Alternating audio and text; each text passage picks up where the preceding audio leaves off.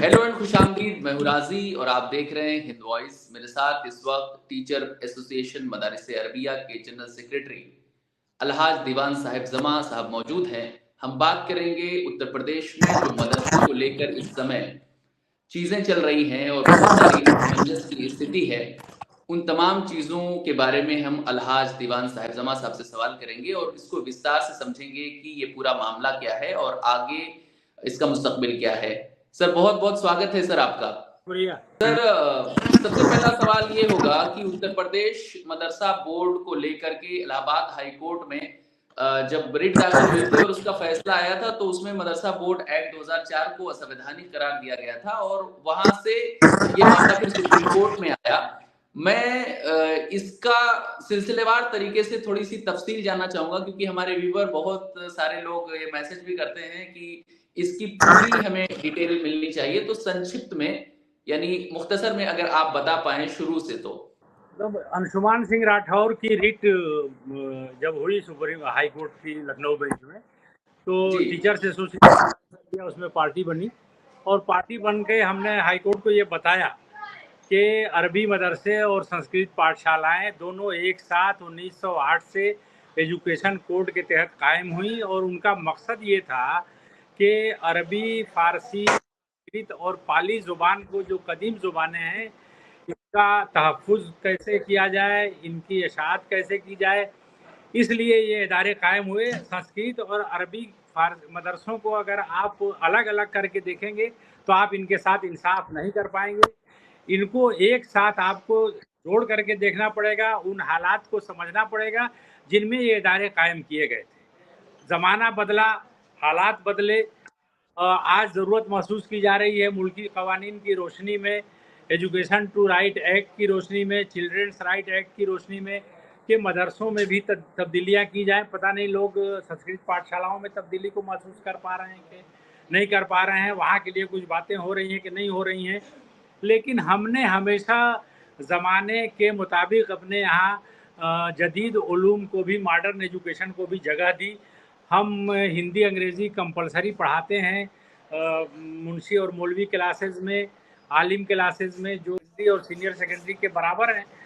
1 से 8 तक हम वही सब्जेक्ट पढ़ाते हैं, वही सिलेबस पढ़ाते हैं जो प्राइमरी स्कूलों में, जूनियर हाई स्कूलों में सरकार की तरफ से लागू है, SCRT की तरफ से लागू है, हम वही पढ़ाते हैं।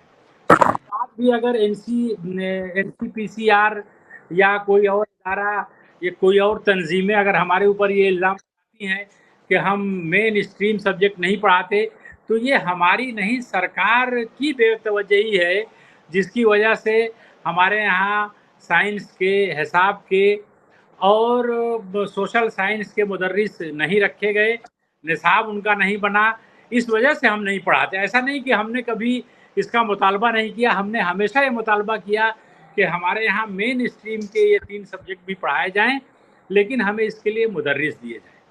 तो ये सरकार की बेतवजही थी जिसकी वजह से हमारे यहाँ ये 3 सब्जेक्ट नहीं पढ़ाए जाते। हिंदी अंग्रेजी हमारे यहाँ पढ़ाई जाती है मुंशी मौलवी और आलिम सतह पर, और वो हमारे यहाँ कंपल्सरी। तो हम सारी बातों को लेकर कोर्ट गए, लेकिन हाई कोर्ट ने तवज्जो नहीं दी। हाई कोर्ट का आर्डर आया, हमारे बच्चों को शिफ्ट करने का आर्डर आया। वो दिन हमारे लिए बहुत तकलीफ देह था, लेकिन हमें अदलिया पर पूरा भरोसा था और हमारे पास जो फैक्ट थे, जो हमारे पास दलाइल थे, जो हमारे पास डॉक्यूमेंट थे, जो कवानीन थे, हमको उन पर पूरा भरोसा था कि इनका सबको लेकर के हम सुप्रीम कोर्ट जाएंगे। हम सुप्रीम कोर्ट गए, हमारे साथ और तंजीमें भी गईं, कई लोगों ने स्पेशल अपीलें दाखिल की। उनकी सुनवाई समाअत के बाद सुप्रीम कोर्ट ने स्टे किया और उसमें बहुत लंबा ऑर्डर किया, 13-14 पेज का ऑर्डर है वो।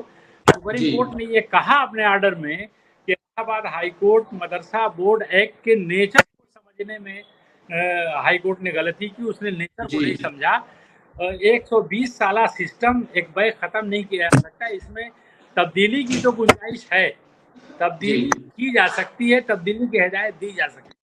सुप्रीम कोर्ट ने कहा कि हम इसको इस पर पूरी तरह से गौर करके इसमें आखिरी फैसला देंगे और ये फैसला मुझे लगता है कि अल्लाह ने चाहा तो अनकरीब आएगा, उसकी समाअत पूरी होगी।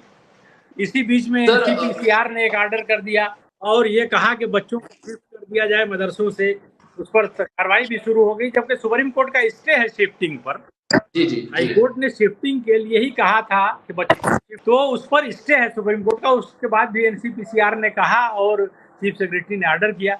हमने उसके खिलाफ कंटेम्प्ट पिटीशन दाखिल की सुप्रीम कोर्ट में।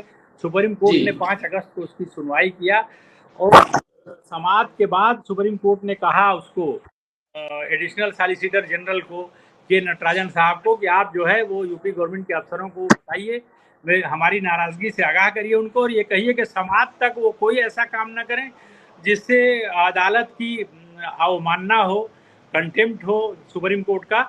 उसके बाद ये सारी चीजें रुकी और आज मतलब इधर फिर एक लेटर 1 तारीख को, 1 अक्टूबर को जारी कर दिया उन्होंने, कानून गो साहब ने, और उन्होंने पूरे हिंदुस्तान के तमाम सरकारों को ये कहा कि मदरसों को जो फंडिंग हो रही है वो रोकिए और इनके बच्चों को शिफ्ट करिए, जी और सुप्रीम कोर्ट का जो ऑर्डर आएगा ये शिफ्टिंग रहेगी।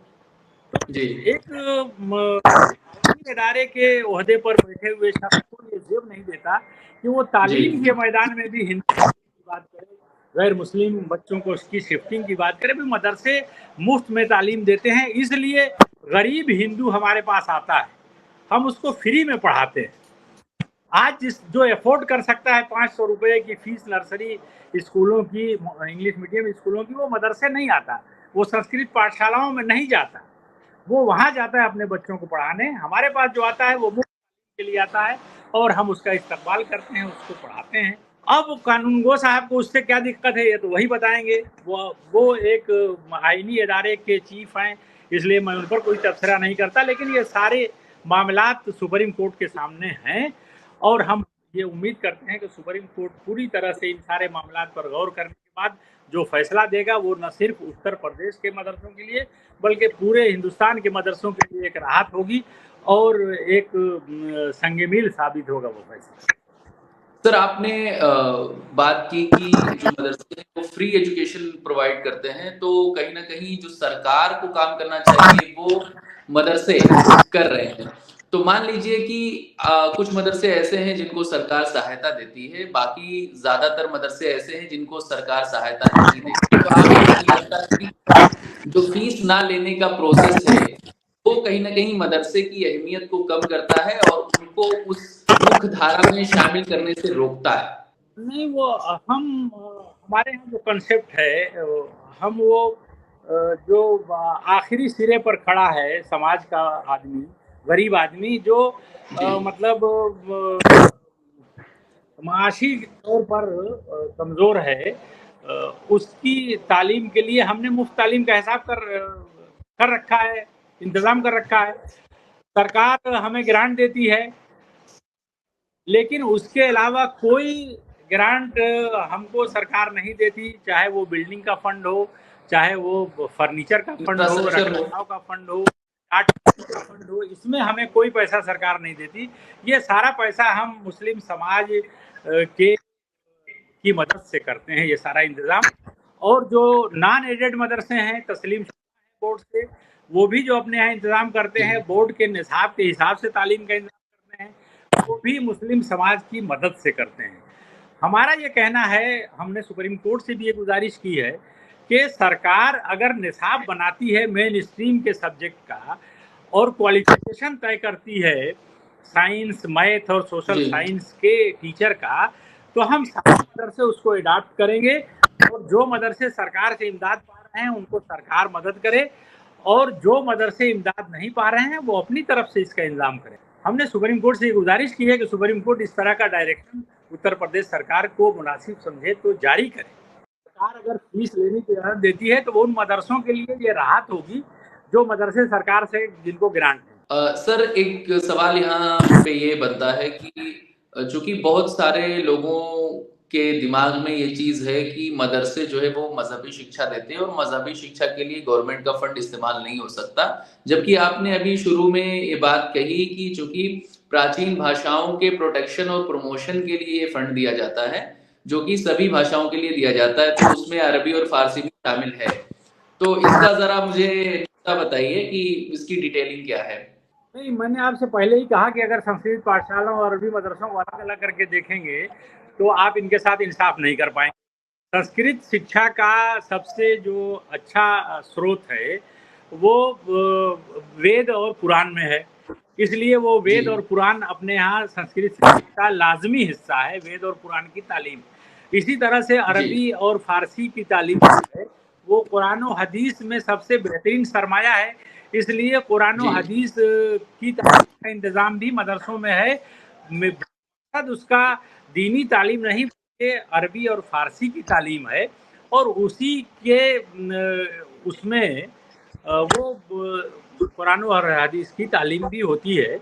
जहाँ तक कानून का सवाल है, कानून भी उसको नहीं रोकता, और अरुणा राय वर्सेस यूनियन ऑफ इंडिया में सुप्रीम कोर्ट ने ये कहा है कि किसी भी बच्चे को उसके मजहबी तालीम से रोकना या दीगर मज़ाहिब की तालीम से रोकना बच्चे के सीखने के बुनियादी हक को क्रश करता है। इसलिए जो है वो किसी बच्चे को उसके बुनियादी हक से नहीं रोका जा सकता, मजहबी तालीम से नहीं रोका जा सकता, जी और जो इदारे सरकार से लेते हैं वो भी मजहबी तालीम दे सकते हैं। ये सुप्रीम कोर्ट ने अरुणा राय वर्सेस यूनियन ऑफ इंडिया के फैसले में कहा है। मदरसा बोर्ड एक्ट 2004 को असंवैधानिक करार देने के बाद हाईकोर्ट के फैसलों को सुप्रीम कोर्ट में चैलेंज किया गया, और सुप्रीम कोर्ट ने ये कहा कि हाईकोर्ट से इसकी जो चीजें हैं, इसकी जो बारीकियां हैं, उसको समझने में चूक हुई है, और अभी तक जब तक फैसला नहीं आता तब तक वो स्टे वैसे ही बरकरार रहेगा। हालांकि उसके बावजूद भी उत्तर प्रदेश के तमाम अधिकारियों ने उसमें छेड़छाड़ करने की कोशिश की, जिसका 5 अगस्त को फिर से सुप्रीम कोर्ट ने नोटिस लेते हुए जवाब दिया। मैं ये जानना चाह रहा हूं कि सुप्रीम कोर्ट में जब से प्रोसीडिंग हो रही है, थोड़ा सिलसिलावार तरीके से हमको बताइए कि कब कब तारीखें लगी और उसमें क्या क्या हुआ और आगे का प्रोसीजर क्या है। जैसे कल, आज हम 13 अक्टूबर को ये इंटरव्यू रिकॉर्ड कर रहे हैं, 14 अक्टूबर को आपने बताया कि तारीख लगी हुई है, तो आप थोड़ा सा सिलसिलेवार तरीके से बताइए जब जब तारीख लगी उसमें क्या क्या हुआ। अपीलें 5